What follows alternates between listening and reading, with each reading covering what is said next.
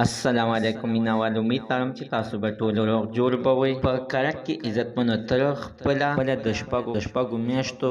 اوریا ماشومه یعنې په ګولۍ باندې په سر باندې ویشته او مړه یې دا مینوال اخر ولې د داسې کار وکړه راځئ مینوال موږ په دې ویډیو کې ټول حقیقت وګورئ د دې ویډیو نه مخکې زه تاسو ته دا یادګینه وکړم تاسو که چېرې زموږ په دې سوپر کلیک چینل کې نوي وئ چینل هم نوي سبسکرایب کړئ مهرباني وکړئ تاسو زموږ د سوپر کلیک چینل د سره سبسکرایب کړئ خوا کې ورسره د ټالۍ نشان ووهئ چې هره یوه نوې معلوماتي ویډیو تاسو ته په اسانۍ باندې در ورسیږي عزتمنو هره ورځ دغه شانتې بې ګناه کارونه کېږي چې نن څنګه عزتمنو یو ځل بیا په کرک کې دغه ماشومه خپله تره بې دردۍ سره د دغې دپاره قتل کړې ده چې مینوالو تللې یعنې په خوب باندې اوده او غرمه وه په ده باندې عزتمنو دغه ماشوم چغې بدې لګېدلې دي مینوالو ده تمانچه راغستې ده خپله دغه وړه ماشومه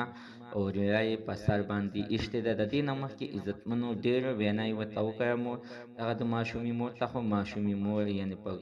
ځای باندې نه وه په کار باندې اخته وه ورته ویې ویل چې که زه چې اوسګاره شم دا وږې ده دا مړوم د هغې نه بعد به بیا دا اوده به کړم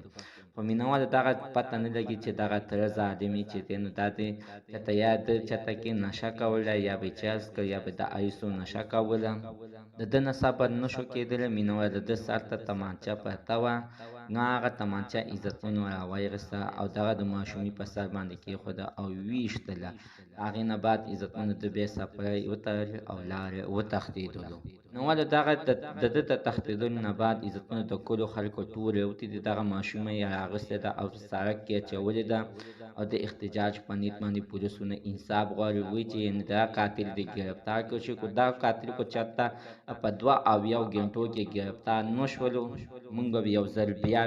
دا احتجاج به کوو مینهوالو زموږ د دې ویډیو مقصد همدا ده چې هېڅکله د ماشومانو شور په ځان باندې بدې مه لګوئ ماشومان په خپل واک کې نه وي مې وهئ او مې ټکوئ الله تعالی دې دغه ماشومې مور او پلار ته د زړه صبر ورکړي او الله تعالی دې دغه قاتل نوس نابود کړي زموږ د عزتمن تر نن ورځې معلومات د دې ځای پورې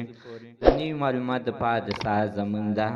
سوپر کلیک چینل د سره سبسکرایب کړئ خوا کې ورسره د ټالۍ نشان ووهئ چې هره یوه نوې معلوماتي ویډیو تاسو ته په اسانۍ باندې در ورسیږي